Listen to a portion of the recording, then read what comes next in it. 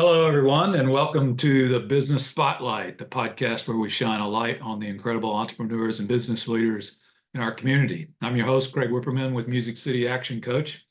And today we're excited to introduce to you someone who has been blazing a trail in engineering design here in Nashville. Our guest today is Russell Crouch. He is a principal at Enfinity Engineering. We'll dive into Russell's background, explore the challenges he's faced, and the successes he celebrated. Whether you're a fellow entrepreneur, an aspiring business owner, or simply someone who loves to support local businesses, this conversation is sure to inspire and inform. So without further ado, let's welcome Russell to the podcast. Russell, how you doing today? Living the dream every day. That's awesome, man. Living the dream. Well, some days it's a nightmare if they're still dreams. Isn't that funny? Well, I tell everybody. Yeah, that's a lot of truth to that. So share with everybody some of your history and how Enfinity came to be. Oh gosh. Well, I started out at Gresham Smith back in 1990, really great firm. Um, Left there in 97 after a joint venture up in Ohio. Came back to Nashville, actually got out of engineering for a couple of years, but then went to work for another firm, really great firm run by some people I knew. But then in about 2000 and let me get this right, 2004, there were a couple of us who were kind of hoping to become partners, and they picked him to be partner, not me. So at the time, I was obviously very upset. In hindsight, they picked the right person to be the partner. I wasn't really that great a fit for that firm, although it's a great firm. So in February of 2005, I just started my own business. Just me, no partners, no clients, not much money, but a great supportive wife, and just thought I could live for. We thought we could make it for a couple of years with no money, and luckily it only had to last about 12 months. At 12 months, hired my first employee, got a couple of jobs going of some size, and then I met Mike Bishop, who had. It's a funny story. When we first met over lunch, he indicated he had zero interest in having an MEP consulting engineering firm. He just didn't really want to do that. But then I met him again 3 months later, kind of just a follow-up call. He said, we should have lunch again, and got to meet his brother, Andy. And in those 3 months, he had actually started a mechanical plumbing engineering firm because a friend of his had called him up and said, Mike, I've got a $20 million hospital I want designed in Phoenix, Arizona, and you're going to do it. So he went from not wanting a firm to starting a firm because he was handed a $20 million construction job, which is a great way to start, by the way. Yeah. We met, did some work together, merged our firms, and that was in the late fall of 2006. And about 9 months to a year later, we brought David Boyd from BP Partners on with his firm, and we grew from literally, I had 3 people at the time of the merger. We went to 8 people. Then David came on board. We went to 20 people in the span of about 18 months. Wow. I tell people it's like riding a horse with no bridle and no saddle. You're just holding on, hoping you don't fall off. Then it settled in 2009 and 10 hit, and things slowed a bit, but we hung in there, and we've been blessed with some great clients and some great partners. And here we are 20 years later, and got 31 people, 31, 32, I have to count. And just been blessed and doing well. That's fantastic. Yeah. So what an intriguing story. The engineering. And so give us a broad description of your services. Okay. Well, we offer mechanical, which is heating and air conditioning, lighting, power, plumbing, medical gas, and low voltage technology engineering design for buildings. So we design all the things that make the building work. And 85% of our work is in healthcare, hospitals, surgery centers, all kinds of medical facilities, work all over the country. We're licensed, I want to say, in 48 or 49 states and Puerto Rico. And our typical client, not all of our clients, but a typical client is a hospital or a surgery center company or a medical office building company that has multiple facilities around the country that they need expertise for expansions, renovations, new builds, equipment replacements, just anything to do with MEP, low voltage design for the facility. Again, predominantly healthcare. We do that. Wow. And so predominantly healthcare, is there something different about healthcare as it relates to the engineering and design? Well, it's like a healthcare building versus a commercial building. It's a lot more complex. You have a lot of codes for like air filtration, All right. air pressure Mhm. relationships, generators for backup power. Of course, you have medical gas distribution, which you don't have in a commercial building. So just a lot more complex. And the reason, Nashville is kind of, I call it healthcare mecca. HCA started here back in the late 60s. And they sort of started the for-profit or tax-paying healthcare systems companies. And if you look at Nashville's history, there are literally hundreds and hundreds of companies that have spun off or sprung up primarily because of what HCA started and Mhm. what HCA and LifePoint and CHS and AmSurge and I'm sure I'm missing several companies, what they all do.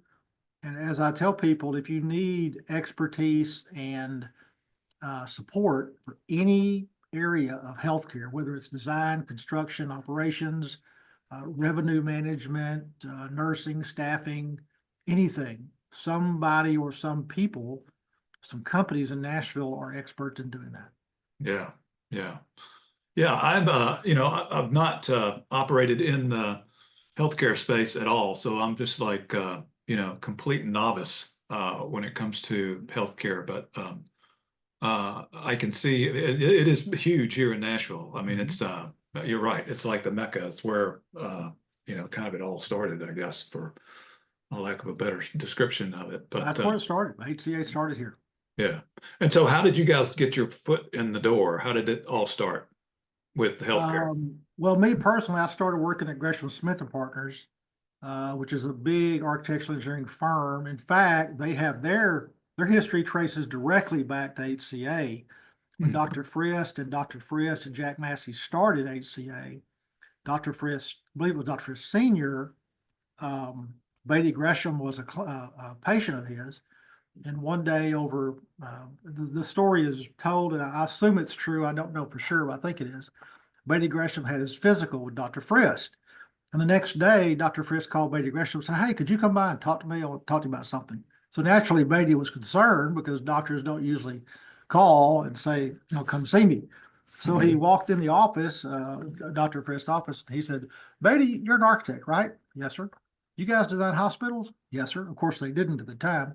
But yes, we do hospitals. So he hired them on the spot, and they were off to the races with HCA. And I believe at the time, Gresham Smith had 6 or 8 employees. At the end of about a year or two, they had 100 or 150. Wow. And Yeah. so, what year was this? Would you reckon? 67, 68 time Okay. frame. Yeah, they've Yeah. been around a long time. Awesome. And then let's see, and where you guys are at now. And is it you're is there growth beyond healthcare for you? Is there opportunities for There is. There is. We're located in Brentwood, just suburban Nashville, down south of Nashville. Um, Healthcare is still our primary focus. We love healthcare. We're very, very good at it, and we like doing it, and get to see a lot of parts of the country and service a lot of good clients. Outside of healthcare, we do a little bit of higher ed. We do some veterinary work, which is kind of an odd little niche, but we kind of came into that. We do some office work, some law offices. We have a few other clients that don't do healthcare, and so they bring us on for whatever they need, like new office buildings. A tenant will move. Like we're currently doing a headquarters office for a company that's moving from one office to another here locally, about 80,000 square feet. So we're designing that. So it's a healthcare company, but their office is not obviously healthcare. Yeah, gotcha. So, it sounds like you get a lot of repeat business. You have like an ongoing customer Oh, base for the most part. the vast majority of our business is repeat. Hmm. It's interesting when I talk to architects who do a lot of RFP responses, which is a request for proposal. Hmm. If that's the majority of how they get their business, they're amazed that our marketing budget it's not zero, but it's pretty close to it. Because Yeah. almost all of our business is repeat. Like we have one client that we will do probably 40 projects for them this year. And that ranges from a small X-ray change out to a new addition to the hospital and anything in between. Hmm. Well, we don't do RFPs. The architect calls us and says, here's the scope, here's the budget, send me over your letter and we'll start tomorrow. That's Wow. how, 95% of our work comes to us that way. That's awesome. That is absolutely awesome. Have you have you lost clients over the years? Oh yeah, yeah, Yeah. it happens. Predominantly firms like us lose clients in one of two ways. The first way is our client gets bought. Mm. If company A buys company B, and company B was our client, and company A already has their architect engineering team in place, and they don't really feel the need to add another engineer, we'll lose a client that way. Okay, Yeah. that's usually how we lose a client or gain clients, same way.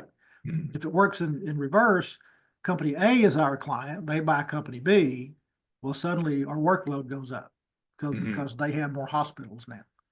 The other way Hmm. we lose a client is if we just make a mistake and mess up and, stub our toe. That's really rare, but we're human, so it does happen. Yeah, I see. And so do you any of your clients, even though you've got, it sounds like unbelievable relationships with them, probably over many, many years, do they ever check? Do they ever invite someone else to Oh just? yeah, yeah, sometimes. It really depends. Like some of our bigger clients, what they will do is they have regions of the country. Like let's say they have the West and then the Central and then the East. What they do a lot of times is they'll have a team for the East, like architect engineer, and maybe a Mhm. different team for the West and Central. So that's kind of how they do it. And sometimes they'll overlap. And every now and then you'll get just a check on our fees or something like that. But the thing about capitalism is it keeps you honest because as much as you would like to charge a lot for your services, because we all think we're very valuable, what we do is valuable, which it is, but there are other people that do it, and the marketplace via competition will keep your fees in a range that the market will bear. No question about it. And I think having the wherewithal to realize that you're in a great spot. If you've Yeah. got 95% referral business, you don't want to do anything to screw that up, No, right? no, no. You mentioned long term. One of our clients, let me think about this for a second, is architecture firm out of Dallas. They're my first big hospital project back when I started back in 2005, late 2005. So what is that? 19 years? I'm still working with them. Oh, wow. Oh yeah. I mean, just talked to the guy this morning. We Yeah. work with them continuously for 19 years. We have Wow. other clients we work with for 15 years and others for 12. And we just, as I tell people, once we have a new client, it's really rare for us to lose them. And it happens, but it's rare because we're very, very good at what we do and we're very, very responsive. Hmm. There's a trend in the engineering industry, um, and I've never figured out how this works, but I have architects tell me, semi-regularly that they have a firm they've been working with for a while, but they're not responsive, an engineering firm. And I always say, well, how do they get away with that? Because I can't. We can't because our clients won't let us be non-responsive. They'll let us go. So Hmm. I've always been annoyed, but also somehow intrigued by how some engineering firms get away with not being responsive. Yeah. Yeah. In today's age, I call this the Amazon age because Mhm. they've spoiled everybody, right? Oh, yeah. I want it on time, I want it cheap, I want it fast. Yeah. And I think that expectation is kind of like bled over into other areas. Yeah. And one of the things about our industry is so good, especially healthcare. If you have what we call a sophisticated client, now that term, it really just means they know how construction works. They know how design works. Mhm. They're much less likely to want to demand something in an unreasonable time frame. Now, they don't want you taking too long, but you lay out a schedule, and here's how long the design will take, here's how long the construction will take. And you stay within that schedule and everybody's happy. But yeah, a lot of people who don't understand the business or the industry or the construction process, they can have unrealistic expectations. Yeah, and that's a perfect example of what we call a educated client is an easy Yes. client, you know? Yeah. And if they're not educated, you have to educate them in Yeah, a exactly. tactful, polite way, but just have to explain, yes, I understand we use software that helps. I understand that people do all these different things that help, but it still takes a certain amount of time to apply your expertise to the design of the building to make sure it works right. Right, right. Most people Uh, understand. I'm sorry, say again. Most people understand that. Yeah, right, of course. So you guys have what, 30 or 31 employees Yeah. now? Yeah. And if you don't mind, your total revenues that you're looking at maybe for 24? I better not share that. My partners may not want me doing that. Okay. Let's Well, just what say percentage? it's for our industry, we're a little above average. Okay. Then what percentage growth are you looking at over the next, 3 to 5 years? I looked at this about a month and a half ago. I think we've averaged, I want to say 5 to 7%, maybe a little less some years or more others. Hmm. And our goal is profitable, reasonable, manageable growth. Because if you grow too fast and you lose your quality control, that's the worst thing you can do in our industry because suddenly Right. your reputation suffers. And where you've been doing great work, good quality, and very disciplined, if you grow too fast and you lose that, and clients start thinking, hey, they're not performing as well as they were, that's a really tough hurdle to overcome. So we Mhm. we try to grow slowly, moderately, reasonably, and profitably. Yeah. Yeah. Well, and like you say, the market pretty much dictates that you do that. A lot of companies will grow and just dump it on operations and tell them to figure it out, Yeah, you can't do that. And you can't, you absolutely can't. The risk is too great in your Nope. business, No, right? So, not for so, us. so Not five for to us. 5 to 7% growth over the past several years and looking at about the same, it sounds like, into the future. You know, it's kind of hard to say it's easy to say what you'd like it to be, but Uh-huh. it really is a function of your clients. Did we obtain two new small clients last year? Did we obtain a new small client and a mid-sized client, or did we obtain a big client?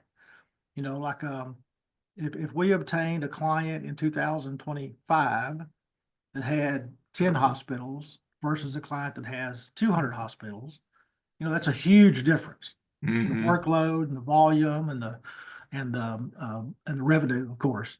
So it really is a function of what are our existing clients doing and what are our hopefully new clients going to be doing. Hmm. We can say, yes, we want to grow this percentage, but it's really more of a function of what are our clients doing. Yeah, right. And it's not like you're out aggressively selling your services, right? You're Well, I spend the bulk of my time searching for new clients. I spend a good bit of time dealing with current clients. I still do some engineering, not as much as I used to, but the bulk of my time is searching out new healthcare clients, both owners and architects. Mm-hmm. Okay. And then uh I would imagine if they've already got a supplier, doing the design work that you guys are doing, it just feels like it would be hard to dislodge. I It would, is. It is. yeah. What we need, well, that's not the right way to say it. What tends to happen is as I'm going to conventions, as I'm calling on people, as I'm getting to know people who are friends of friends, if they're happy with their current client, the current engineering firm, that's great. I'll just kind of stay in touch on a regular basis, every quarter, every half month, half year, Hmm. that sort of thing. And what I need is an opportunity. Either there's a personnel change, like the Hmm. person who makes a decision about design services leaves and a new Hmm. person comes in. Well, that's an opening. he may or may not be open to new clients, new Mhm. engineering firms. Or if, as I mentioned earlier, how we lose clients, if a existing engineer stubs their toe in a way that's significant enough, that opens the door. Mhm. One of our better small clients in Georgia, we picked them up as a client literally in August of 2020, back during the height of COVID. I went down and met with him, and he was very upset with his current engineer. So he gave us an opportunity, and we've been there for 4 years now, and there's no sign that we're going to be leaving anytime soon. Yeah, awesome. Um, so let's see, losing clients and retaining them, and you being you're that's a pure sales role, I guess, right? That Mostly, yeah. I don't you, spend all my time doing business development, but the bulk of it. yeah, okay. Are you the only one in the firm doing business development, or there? I'm probably the only one that does it the way I do it. I'm kind of a sales guy at heart, so I'll still do a little cold calling. I do a lot of like I'll spend 2 or 3 trips to Atlanta this next year. I'll spend some time in Birmingham, calling Mhm. on specific clients, and then I'll Mhm. go to some conventions and seminars and meeting certain people, and then I follow up. The Mhm. rest of our business development is primarily done by doing great work, being very responsive, and maintaining good relationships with our current clients. Mhm. Mhm. So looking forward, um, what what are the hurdles? What are the biggest challenges in succeeding in delivering for your customers? Is it Oh, wow. have you had a hard time finding people, finding engineers? Excuse me, I just dropped my wedding ring. I don't want to lose that. I'll pick it up in a minute. Well, finding good people is tough because there are good people in our business who are very technically competent. And here's a phrase that I use that one of my partners used years ago. When we hire an engineer, we're looking for somebody you'd want to have a beer with. Hmm. I don't mean that literally, but what it conveys is we want engineers who have a little bit of personality. So Right. what that does is it winnows down the field of candidates a lot. There's the old joke about how do you tell a introverted engineer from an extroverted engineer. I'm sure you heard it. The introverted engineer looks at his shoes when he talks to you, and the extroverted engineer looks at your shoes when he talks to you. Yeah. Well, I've our heard. business is a people business. I mean, it's 100% about relationships. You have to have great quality work. You have to be technically competent. But the way you obtain clients and retain clients is through relationships. Mhm. So we look for engineers who are not only very technically competent, but they also have a personality at Right. some level. They don't have to be salespeople by any stretch of the imagination, but they do have to be able to be comfortable in conversations with clients and in sometimes confrontational situations on a project that's under construction. There's a disagreement. So we're looking for people who have enough of a personality to be able to handle that. So it Mhm. narrows down our window of opportunity for the number of candidates we can look for. But we've been Mhm. very successful in finding those people. I tell people the firm that I was at prior that I did not make partner, I thought was the best engineering firm ever been in because just great people, great people. And I say that our firm is much better than that one. Not because of anything I've done, but because my partners, Hunter and Tyler, have just attracted and hired and retained great people, which Mhm. makes my job a lot easier. Yeah, that makes getting the right people in the door is oh No, my it's gosh, everything. It's it's everything. everything. Yeah, Seriously. Now, you ask and about delivering. The only real struggle we have these days is the fact that, we do have multiple clients, and client A doesn't care about client B's schedule. So sometimes project design schedules bump into each other in a way that makes the workload a little overwhelming for very short periods of time. But mhm. other than that, it's just about it's basic. As my football coach used to always say in high school, it's blocking and tackling. Mhm. Doing good work, being thorough, um, trying to anticipate problems before they come up and take care of them, and just making the architect look good and make the owner look good. Mhm. So that's Right. what we do. Right. So Is anything keeping you up at night? Anything you worried about in the business? The same thing I've worried about for 20 years is more work 6 months from now. Yeah. In our world, revenue and backlog, you can see pretty clearly 6 months forward. You can see pretty clearly what's going to happen for the next 6 months, maybe the next 4 months, 5 months, 6 months. You can see what, because it's on the books, it's booked, or it's coming, and you feel pretty comfortable about that. Beyond 6 months is always opaque. You never know what's out there. So what keeps me up at night is, how do I feel the next 6 months and the next 6 months and the next 6 months? Yeah. And fortunately, a lot of that is just our clients calling us up and saying, hey, here's the next project, here's the next project. Mhm. I always still worry about it. Yeah. Yeah. Awesome. So during your experience, what would you say the biggest learning that you've had throughout your entrepreneurial journey here? I was talking to a guy about 30 years ago. I was me and a team of guys. It's a long story. Back in the dot-com bubble, 2008, 9. No, I'm sorry, 99. A friend of a friend was a Wall Street titan. I mean, the guy was extremely successful, and he was trying to do a roll-up of internet service providers like Comcast, but back then it was all dial-up. And he was really trying to do a roll-up. So about 10 of us guys literally agreed to work with him on the side. And we spent hours and hours on the phone calling owners of internet service providers. And I called this guy up in New England. He wasn't interested in selling his business yet. He said, but this is the 10th business I've owned and sold.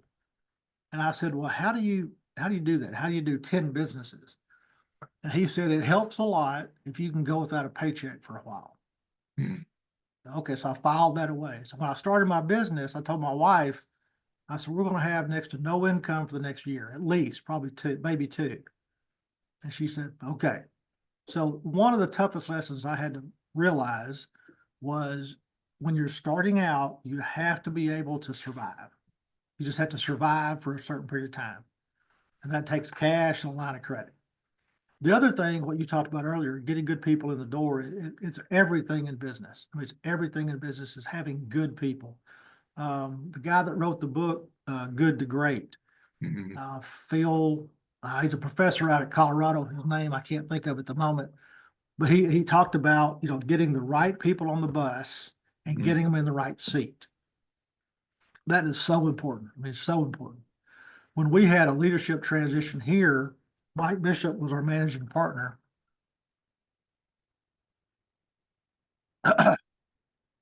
He's just brilliant. I mean, Mike's brilliant. Well, he gave us plenty of notice. He was going to step back a little bit. So there were three of us who we were talking. There were four partners at the time. No, five. I'm sorry. Hunter, Tyler, me, Mike, and Andy. So Hunter is the mechanical plumbing department. He runs that whole department. Andy was the original partner with me way back when. Mike was stepping down as the managing partner. Tyler and me. Tyler was running the electrical division, and I'm doing design and doing marketing. Make a long story short, Hunter was great doing what he was doing. Andy had no interest in being a managing partner, so it was Tyler and me. And we all sat down, and Mike said, I really think it ought to be Tyler, because he's got the right temperament. And I said, oh, I totally agree. Totally agree. He is, I've never seen Tyler upset or mad. And me, I'm a little bit more mercurial. So putting Tyler in the role of managing partner, we transitioned that over about a 2-year period. It's brilliant. So it's just reinforcing the idea of get the right people on the bus, get them in the right seat. It makes life so much easier. No question about it. Take me back to when you convinced your wife that you were not going to take an income for what, 2 years maybe, Yep. and kind of your mindset throughout that time, because I'm sure I'm sure looking back on it, I don't know, maybe it's not as hard as you look back on it. I don't know. How do you look back on it? It was really Oh, hard. it was awful. Yeah. Well, basically, when I didn't make partner in my prior firm, I just said, I want to do my own thing.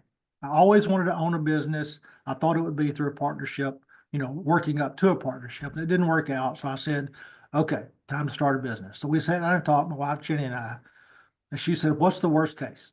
What's the worst case? I said, well, I'll spend all of our cash. I'll borrow some money. I'll fail. And then I go back to work for somebody else and we have to pay off the debt. She said, okay. And luckily she's a CPA, so she did my books for the first year. And I'll never forget the conversation we had. It was at 11 months. I was going to hire my first employee named John. Great guy, great guy. And she said, well, if you're going to hire him, you're going to pay him? I said, yeah, I'm going to pay him. She said, well, can we pay you now? I said, yes, I can now take a modest salary. So it took me 11 months, 11 months before I could take a salary. So I view that as a big win. I thought it might be 2 years. It was 11 months. Yeah. And so I'm sure you had kids still in school. Yeah. Yeah. I had 2 kids, a wife that didn't work since the first one was born. And then, give me a second. I started the business February the 1st, 2005. April, she said she's pregnant. So the third one's on the way. But it worked out well. Yeah. Yeah. Awesome. Yeah. So you just got to take the plunge, right? And you got to have confidence in yourself. And hey, your wife asked the right question. What's the worst thing that could happen? And then if you say, okay, that's the bottom, then let's start working towards the top, Yeah, well, when we do like investments or decisions or things like that, Craig, what I tend to do is ask myself 3 questions. What's the absolute best outcome possible? Absolute best. Everything goes great, perfectly. What's the best? What's the probable outcome? If it goes like it probably will go, what is that? And the third question is, what's the worst possible outcome? Okay. And if I can't live with the worst possible outcome, I don't do it. Yeah. If you can't live with it, it doesn't make sense to do it. Yeah. But the worst possible outcome was I'd go back to work for somebody else. I can live with that. Yeah. That's how it worked out. So Russell, what's your future? You're going to continue to be working in the business development role, and what? I think you said you still do some engineering, but not a lot. Yeah, I'm doing less and less engineering, and actually next year I'll probably step back my total work time. And actually I'm going to sell my equity this year, at the end of the year, to some great younger partners we're bringing them up, and just great people that we're glad to have an opportunity that they can buy in and have equity and, take care of me for a few years as I roll out. But I'll, as long as the partners think I'm being valuable, I'll probably do business development on a little reduced scale for years and years. Yeah. Unless something happens, I just decide, okay, I'm done, or they say, hey, you're not bringing value anymore, so take care. Yeah. Well, you're in a good spot, man. You'd be able to do something you really like to do, and something you enjoy and think is fun. That's the plan. Yeah. Great. Well, Russell, it's been fun talking to you, man. I really appreciate you sharing some history about the company and your journey, and teaching us a little bit more about the healthcare business, and especially how it relates to, building design. It's been quite a pleasure. Well, Craig, I appreciate you giving a chance to speak to you and tell you about Enfinity Engineering and the great people we have here. And it's hard to believe it's been 20 years, but it's been fun.